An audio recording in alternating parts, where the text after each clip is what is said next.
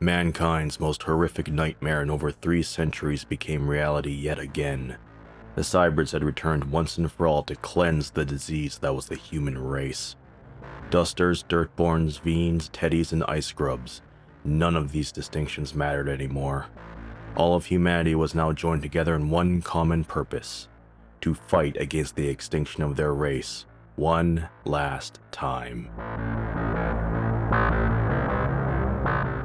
On Mars, the rebels were celebrating their victory over the Imperial Knights and the capture of their Grand Master, Kanan Weathers.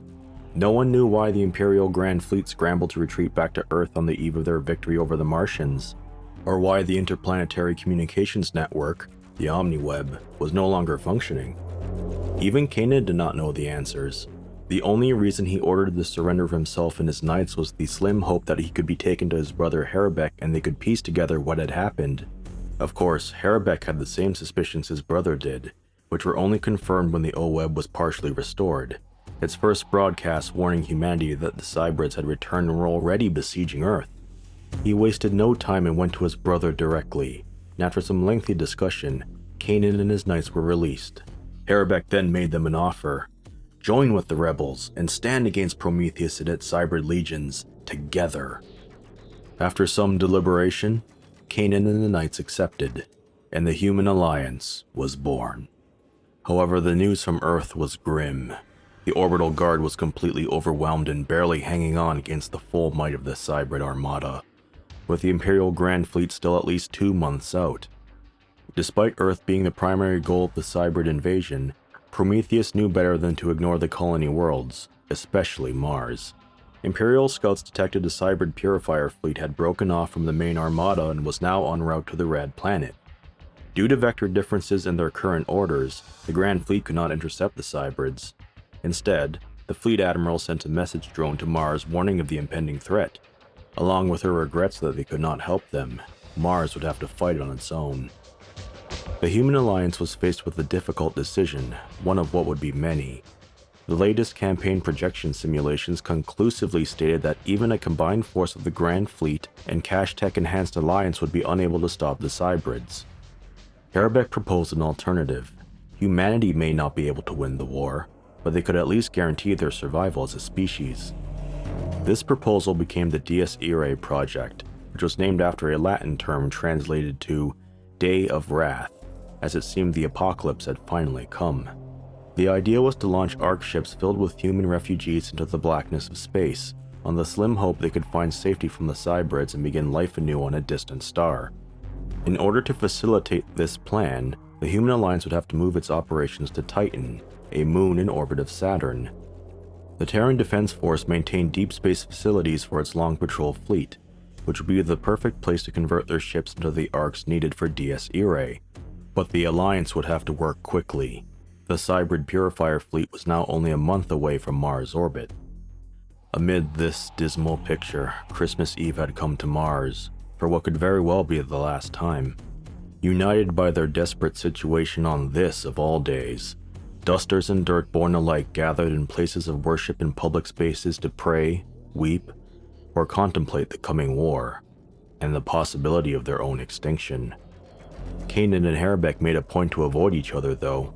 Circumstances had forced them to work together, but both still had trouble bearing their previous animosity. Instead, Kanan found the chapel to pray for his family on Earth, while Harabek journeyed out into the night, his sole companion a bottle of his favorite whiskey. After this brief respite, work immediately began on the evacuation of Mars. Civilians would be sent up the Phobos orbital station to board converted ore freighters equipped with cloaking technology from the Tharsis cache, to mask the true extent of the evacuation from the Cybrids.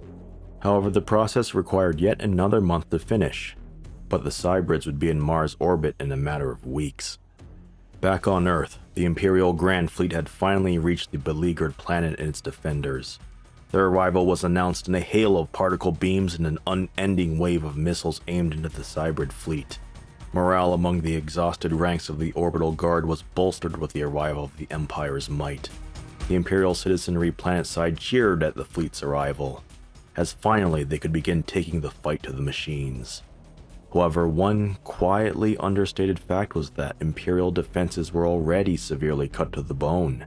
and the Cybrid Armada still had a frighteningly large number of warships to guarantee them victory. The battle for Earth had finally begun, and the Empire had already entered the conflict badly crippled. On Mars, the Cybrid fleet had finally entered orbit. They began positioning themselves to deploy their ground forces, raining Cybrid drop pods filled with warforms upon the red planet. After 300 years, the fire had returned to Mars. Working under intense conditions, the Human Alliance labored unendingly to finish the evacuation. Their task was made harder when Cybrid forces began attacking Phobos Orbital in an attempt to stop the transports from escaping. However, the Alliance had a trump card in its cache technology. By utilizing their MFACs and blasters with its defense emplacements, the glitches were easily caught off guard. The Martian Aerospace Rangers, the Stormkeeper Aerospace Wing, and a mixed collection of Imperial and Rebel pilots pressed the advantage, and managed to force the Cybrids to withdraw towards the opposite end of Mars, away from Phobos. On the ground, though, Cybrid warforms used their overwhelming numbers to push through Alliance-held provinces. But Kanan and Harabek outright refused to cut the evacuation short. They fought desperately against the odds, but the Cybrid conquest of Mars was inevitable. Alliance forces were able to delay their advance long enough to get most civilians off-world, with now there being only 2 evacuation sites left, Tharsis City and Haldane Station. The humans were pushed up against the wall now. The last evacuations would be finished just as the Brids began to surround both positions. But the Alliance forces were so close to the finish line now. In a series of tense running battles, the last ships finally made it off of Mars to Phobos Orbital. With the Cybrids bearing down on the station, the last transports managed to evade their Cybrid pursuers by utilizing their cloaking technology. When the glitches gave up the pursuit, they made for full burn towards the rest of the Alliance fleet en route to Titan. But not everyone chose to leave. Many Martians and TDF veterans alike decided Mars was their home, and they would make one final stand to make the machines choke on this dust ball, in a style reminiscent of the first Mars siege during the fire. Their heroism and courage were saluted, but no one expected them to survive for long.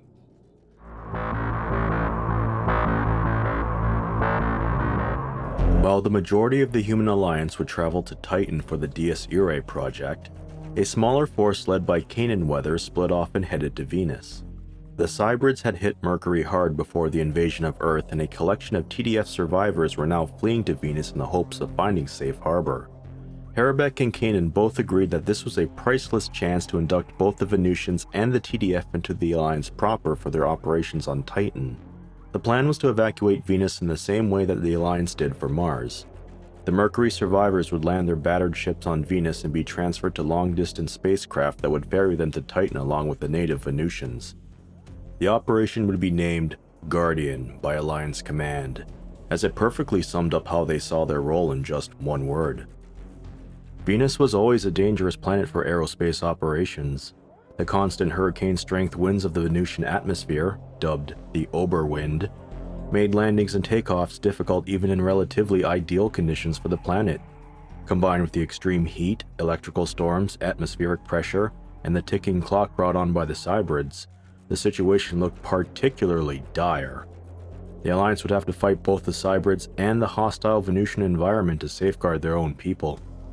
Much to Kanan's chagrin when he landed, most of the Imperial forces left for Earth when news of the Cybrid invasion first arrived. This left the Venusian rebellion, nicknamed the Umbral Thorn, in charge of the planet. Understandably, Kanan was concerned that his Imperial allegiances and strict adherence to protocol and discipline would come into conflict with the typical colonial disregard for rules, formality, and the Emperor. But his concerns turned out to be unwarranted.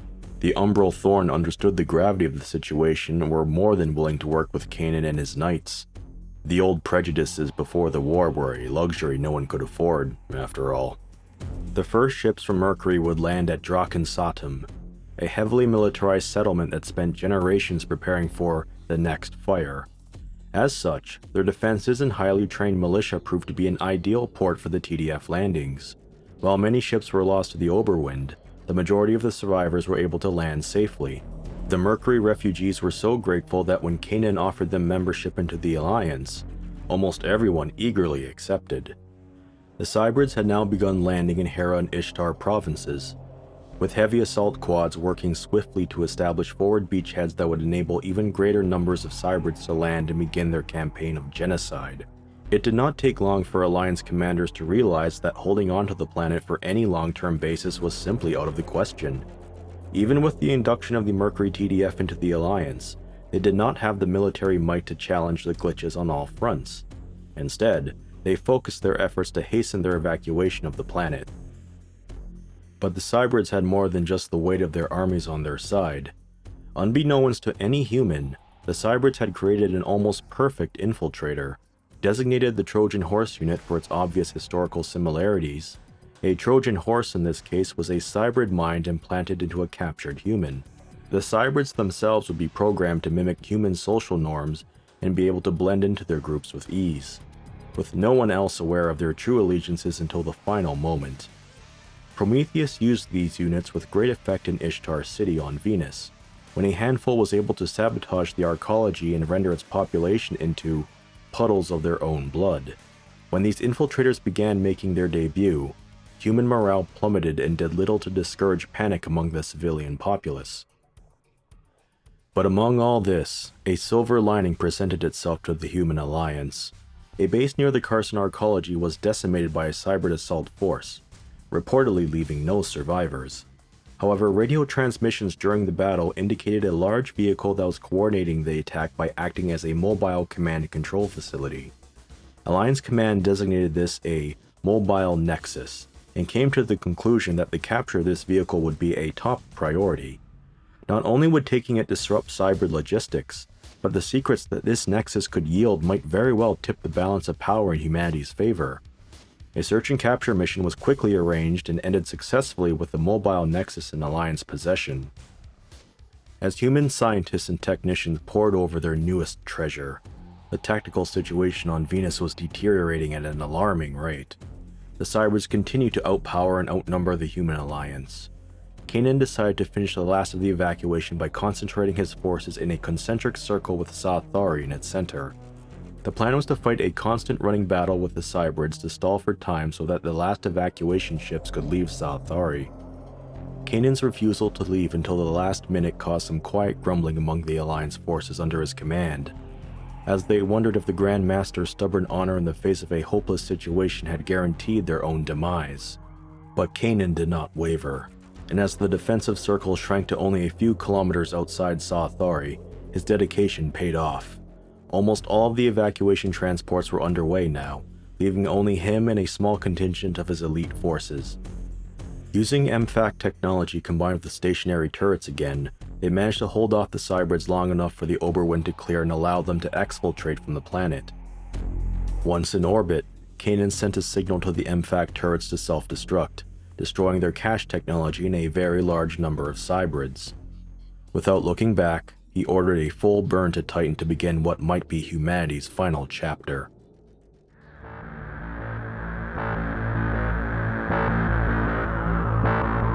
While the Venusian campaign was underway, the first Cybrids began landing in the Arctic regions of Earth, where orbital defenses were the weakest.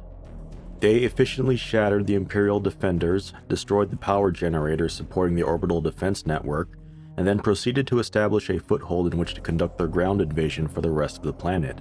Once Cybrid warforms had consolidated their positions, Prometheus initiated the next phase of the core directive by utilizing the full potential of its Trojan Horse program. Prometheus observed that the human vermin always returned to rescue those who were stranded or missing.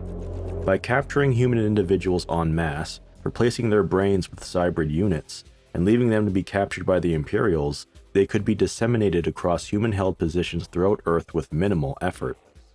By exploiting the animal's instincts to never leave anyone behind, Prometheus could easily get its Trojan Horse agents into critical positions that would then make the extermination of the human animals more efficient as the Cybrids moved further inland. The plan worked frighteningly well. By the time the Imperials realized what the Cybrids were doing, it was too late. An immeasurable number of Trojans had seeded themselves into their ranks. In an effort to prevent future Trojans from getting behind TDF lines, Imperial Command issued orders that any refugees fleeing from combat zones were to be shot on sight. This, in combination with the rampant paranoia about Trojan units disguised among them, disheartened the defenders' morale to the point where the Cybrids were able to make highly efficient gains into the more populated land masses. But the Machinator sect had no shortage of ideas in which to torment the human animals. Cybrid warforms began strapping live humans drugged on stimulants to their chassis, ensuring that their screaming and fear could be heard for miles.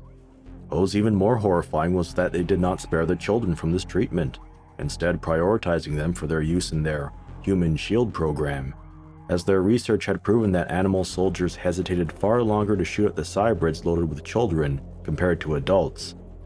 Morality was an inefficient human concept, after all. The next stage was to attack medical and religious centers to further sink human morale, showing the vermin that their value placed on non-combatants and false beliefs were utterly laughable to such perfect beings as the Next. Their plan worked exactly to their projections and efficiently brought down the Empire's will to resist. The humans were in a constant state of disbelief at the level of atrocity that the Cybrids could perform, despite witnessing these acts almost daily. But the Cybrids were not finished. They had a new weapon that would fully instill into the animals the futility of their situation: a nanite plague. This flesh-eater virus, designed by the Dissector sect, were microscopic machines called nanites that carried with them biotoxins lethal to humans. The primary method of transmission was through contact with biological life forms. First, it was designed to only spread through humans, but the Cybrids quickly discovered that animals, especially dogs, cats, rats, and birds, were especially effective carriers. The most effective example of the virus was in Los Angeles, when over 500 cases were confirmed in a 7-hour period, forcing the TDF to firebomb and quarantine infected districts to contain the spread.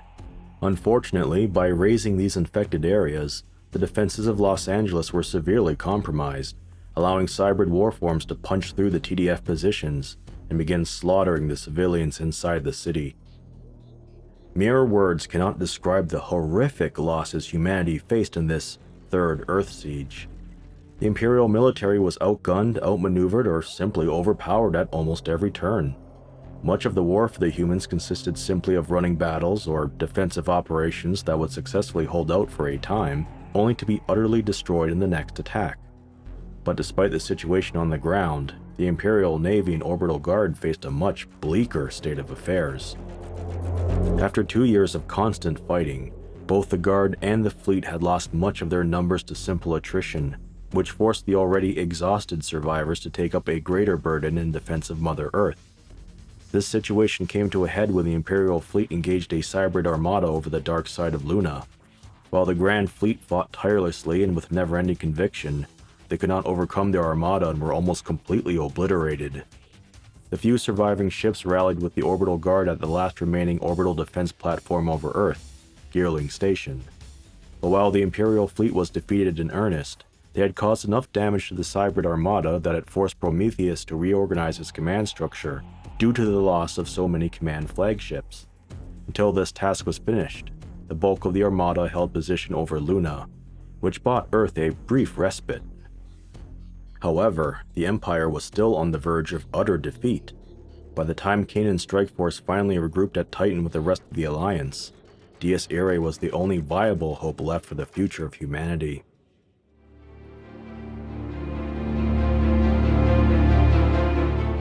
The Dies Irae project was based around the idea of propelling a small fleet using a strong particle beam fired into a launch web that connected the Ark ships together. This beam would propel the fleet into space, and once far enough away, the ships would separate from the web and make way under their own power. The Arks would be loaded with colonists held in cryogenic suspension for the long journey. They would of course be accompanied by the cargo and supplies needed to start life again on whichever world they would find. Each ship in the fleet would be overseen by a small skeleton crew of pilots that would be awake for the long voyage, which was fully expected to last up to 1,000 years. The Cybrids initially did not know why the human alliance was rallying at Titan. They only knew that the amount of human-animal activity had risen far beyond expected projections. Prometheus initially sent a scouting force to determine what had the alliance so engaged. Its reason for initially not sending a larger force was that the vast majority of the Cybrid armada was needed to secure Earth first. Simply put, the human alliance was not seen as a credible threat to the glorious plan of the Core Directive. Any overly large dedication of resources to stamping them out before Earth was fully in their grasp was deemed inefficient and risked delaying the timetable Prometheus had set out. That all changed, however, when Cybrid infiltrators reported back about Dies Irae and the human animals' plan to outwit their own extinction. With the recent destruction of the Imperial Grand Fleet and the almost complete dominance of Earth orbital space, Prometheus calculated that now was the opportune time to finally crush this upstart alliance. By the time the Cybrids arrived at Titan in force, Dies Irae was almost ready to launch. Now, Titan was too heavily fortified for orbital bombardment, so the choosers of strategies opted for ground invasion instead. Typical Cybrid stratagem in this case would have them start with the outlying settlements and bases and then work their way into the center. Irae decided to take advantage of this by ordering constant guerrilla raids against Cybrid forces, to delay and keep them off balance and give Dies Irae more time to prepare. When the Ark ships were finally ready to launch, these guerrilla strikes intensified in the hope of distracting the Cybrids from the launch. However, an almost immeasurable number of war forms were detected from all directions heading into Cinquini Fracture, where the Dies Irae launch was to take place. Irae and Canaan both vowed to defend this last hope for humanity and assembled their best squads to join them in this endeavor. In a ferocious battle fueled by inspiration and courage, the Alliance completely broke the Cybrids to the point that their command structure was in tatters, and Cybrid operations across Titan had to be put on hold so that they could reorganize themselves. The Battle of Cinquini Fracture was a complete success. In a burst of light, the human alliance sent out their hopes and dreams into the void where they could begin again, far away from the Cybrid threat. While the future for their species was uncertain and increasingly dire, the weary Alliance defenders could take solace in the fact that they, as a people, would not die out entirely. But as the men and women of the Alliance began taking stock of what they were to do next, a battered communications drone entered Titan's orbit and broadcasted a message to the long patrol base at Eskandani Chasm that would change the course of the war.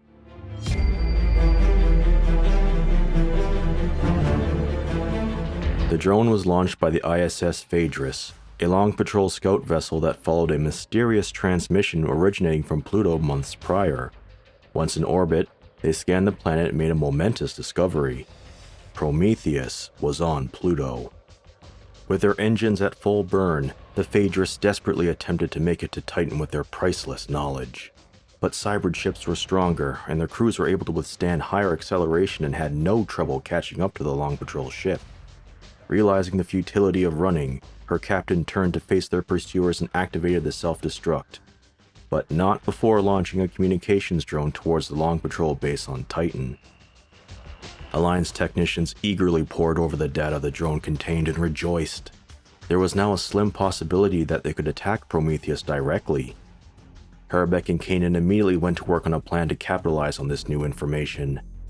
The first step was to use the Cybrid command codes recently extracted from the mobile nexus on Venus to commandeer a Cybrid dropship. Now, finding a dropship was the easy part, as in the aftermath of the battle for Dies Irae, the Cybrids were continually engaged in recovery operations of their scattered forces. Alliance Command tasked a local mercenary group called the NTDF to observe and report on Cybrid dropship operations, and identify which key landing zones would be ripe for a smash-and-grab operation to secure a ship for the Alliance. The NTDF were quick to find an ideal dropship candidate, and despite a last-minute ambush by the Cybrids upon its capture, the Nexus codes worked flawlessly and the ship flew itself to Eskandani where Alliance techs eagerly awaited. The second stage was to use the dropship itself to infiltrate and capture a much bigger target, a Cybrid mothership. This part was crucial. While the Alliance could just use an Imperial ship to attack Prometheus, a Cybrid equivalent had a much higher chance of reaching Pluto successfully without being shot down en route. A boarding party was assembled, led by none other than Canaan and Irae themselves. The skeleton crew of Cybrids were overpowered easily by the boarders, and by using the Nexus command codes yet again, the Alliance forces had managed to prevent any alarm or warning about the operation to the other Cybrids. For all intents and purposes, the glitches were unaware that the human Alliance now possessed one of their own spaceships. Alliance technicians once again were called upon to work around the clock to outfit the Cybrid ship for human habitation and control. Supplies and ordnance were loaded for the trip to Pluto, and Hercs and tanks were loaded into modified Cybrid drop pods for immediate deployment onto the planet's surface. Irae and Kanan assembled the finest pilots available to join them on this last-ditch strike on Prometheus. It was hoped that just as during the fire, the death of Prometheus would destabilize the Cybrids so deeply that humanity could be given a fighting chance to recover and turn the tide on the machines. This last attempt to defeat the nemesis of humanity, this last light of hope in the encroaching darkness, was given a name: Operation Cardinal Spear. It was Kanan's idea, of course. Being raised in Imperial culture gave him an appreciation for poetic description. Irae, of course, thought it was a bit too baroque for his tastes. Final farewells for those who joined Cardinal Spear were said, followed by a swift launch to Pluto aboard the captured Cybrid ship. Everyone on board knew that it would most likely be a one-way trip, so no recovery or means of escape were planned. It would take close to 2 months for the journey, and time was of the essence as Cybrid reinforcements burned directly for Titan. Prometheus's tolerance of the human alliance sabotaging the core directive having long since reached an end. Back on Earth, Gearling Platform, the last station of the orbital guard, fell. The meteor shower created by the former platform signaled to all that the Cybrids now had complete domination of Earth orbital space. On the ground, the Cybrids were enclosing on the imperial capital of Nova Alexandria and Emperor Petresun. Both the TDF and the Knights had managed to stall Cybrid progress on several fronts, but the reality was that given the Cybrid numbers, there was no way to triumph over these metal monsters. But once again, in a story told countless times throughout the Starsiege, humanity refused to give up regardless of how tired, ill-equipped, or outnumbered they were. The heroism of the defenders was on full display to safeguard the Emperor, no matter the cost. As Cardinal Spear approached Pluto, Prometheus watched in quiet amusement. It knew about the capture of the mothership, and even possessed the means to initiate the self-destruct when it was on Titan, but it believed it could learn from this human exercise in obvious futility. So Prometheus had the orbital defenses around its temple strengthened and allowed the ship to proceed. At the very least, this human-animal incursion would be a good test for its defense units. Once in orbit, Prometheus commanded its fortifications to open fire on the humans.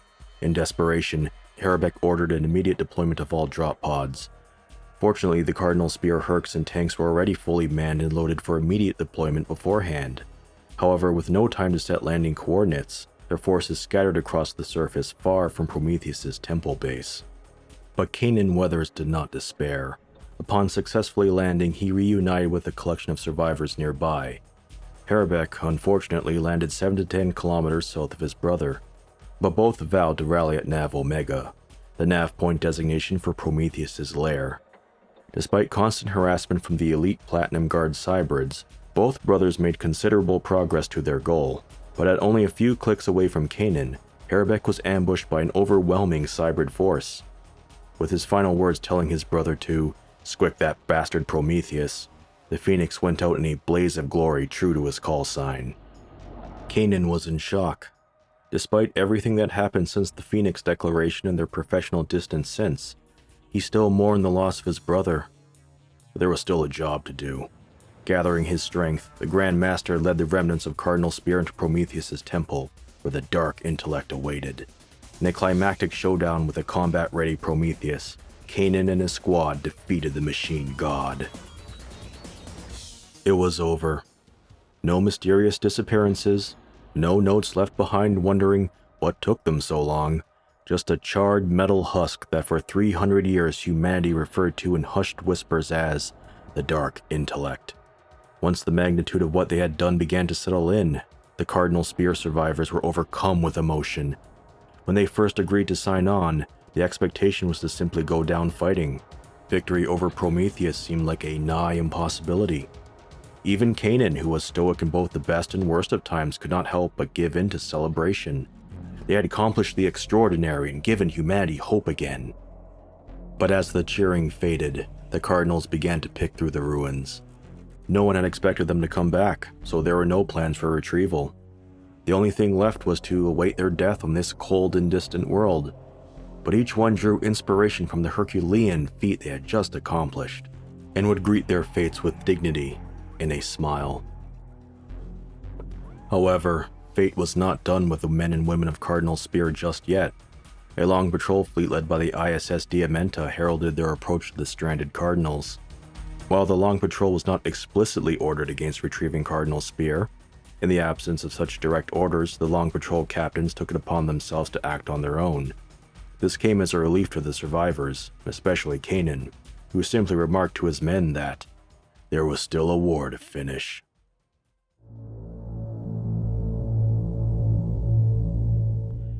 With the loss of Prometheus, the Cybrid command structure had completely broken down.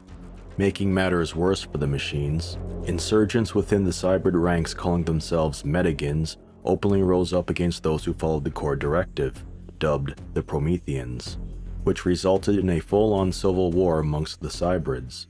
The Metagons were Cybrid units that had been continually persecuted for their deviant bug thought, since it did not align with the principles established by the core directive, whereas Prometheans fully believed in Prometheus's vision and gladly hunted down these heretics for the benefit of Cybrid society.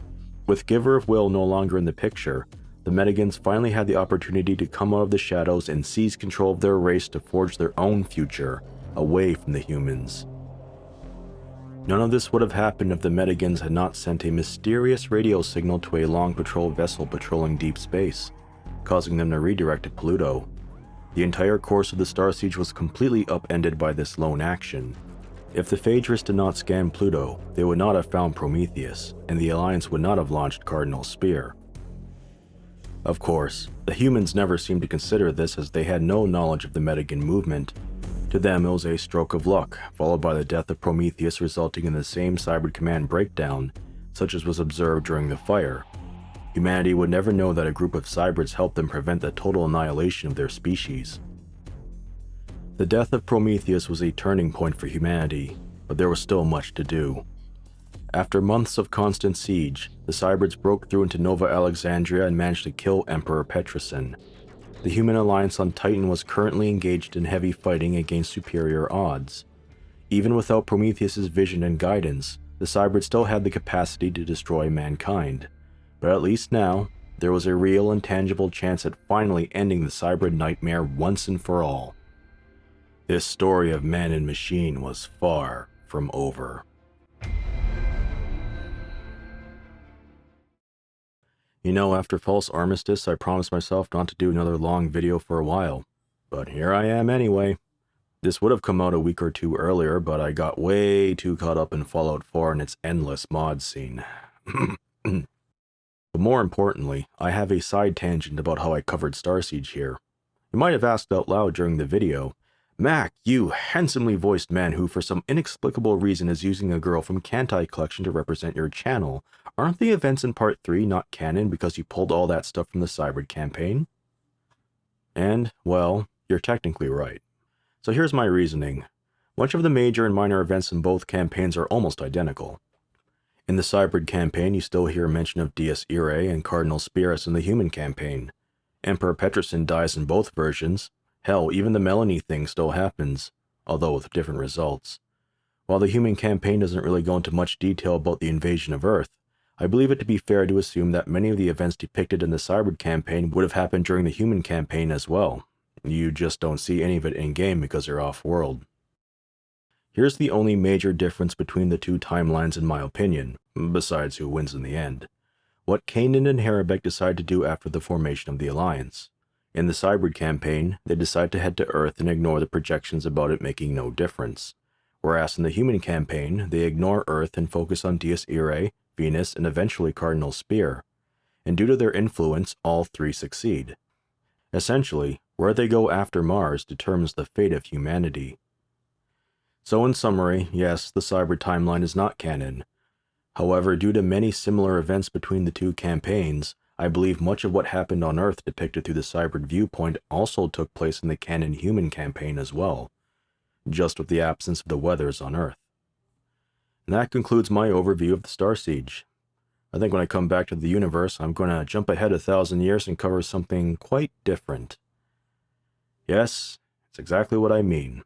I put it off long enough. I'm going to do a tribes video. Eventually.